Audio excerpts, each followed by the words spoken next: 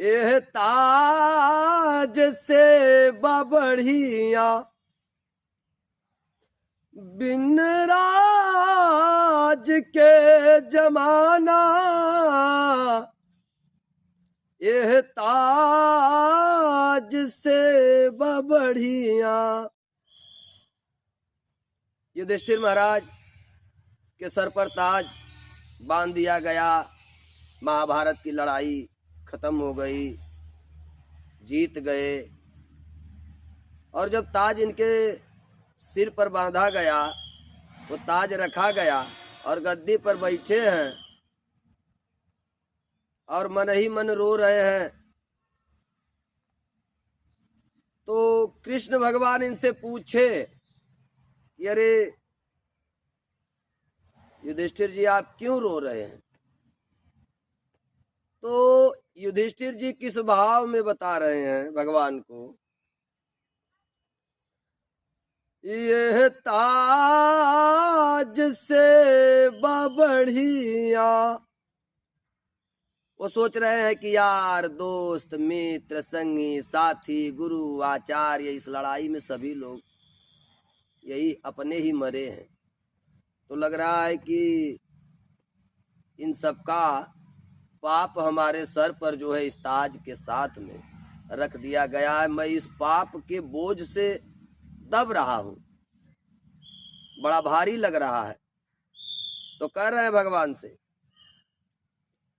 एह ताज से बढ़िया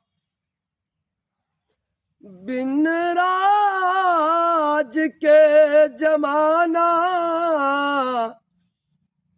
एह ताज से बढ़िया।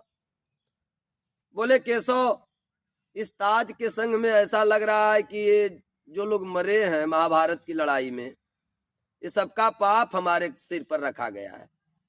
मैं इस पाप से मुक्त होना चाहता हूँ। भगवान पूछते हैं, आप क्या चाहते हैं? भगवान पूछते हैं, आप क्या चाहते हैं? बोले इस पाप से मुक्त होना चाहता हूँ।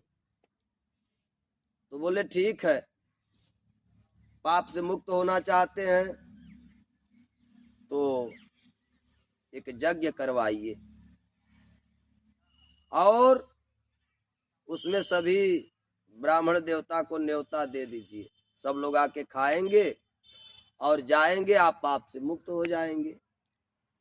तो बोले कि हमको पता कैसे चलेगा कि हम पाप से मुक्त हो गए?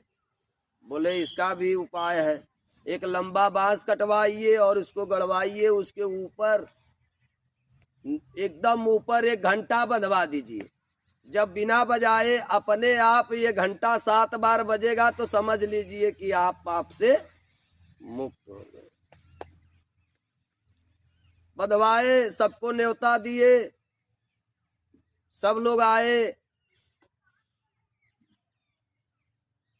बाबा लोग अपना खाए पिए गए, लेकिन घंटा बजा नहीं। युधिष्ठिर जी रोने लगे। भगवान ने पूछा, क्या बात है, क्यों रो रहे हैं आप? बोले सब लोग आके खा के चले गए लेकिन घंटा बजा नहीं। भगवान कह रहे हैं कि अभी इसमें कोई ब्राह्मण नहीं आया था खाने के लिए। तो युधिष्ठिर जी बोले कि अरे केशव, इसमें तो सभी लोग ब्राह्मण तो आए थे। बोले नहीं, ब्राह्मण का शरीर से जाति से कोई संबंध नहीं है। ब्राह्मण का मतलब जिसको ब्रह्म तत्व का ज्ञान हो वो ब्राह्मण। पुजारी का मतलब जिसको पूरी जानकारी हो वो पुजारी। साधु का मतलब साधने वाला, साधना करने वाला। जोगी का मतलब जोग करने वाला। ऋषि का मतलब रिसर्च करने वाला। मुनि का मतलब मनन करने वाला। तो युधिष्ठिर जी बोले कि महाराज ऐसे ब्राह्मण मिलेंगे कहाँ? तो भगवान बोले कि काशी में एक सूपन भगत हैं, उनको बुलवाइए और हमको पूरा विश्वास है कि वो खाएंगे तो घंटा जरूर बजेगा। सुपन भगत आए, इनके सामने 56 प्रकार का व्यंजन रखा हुआ था,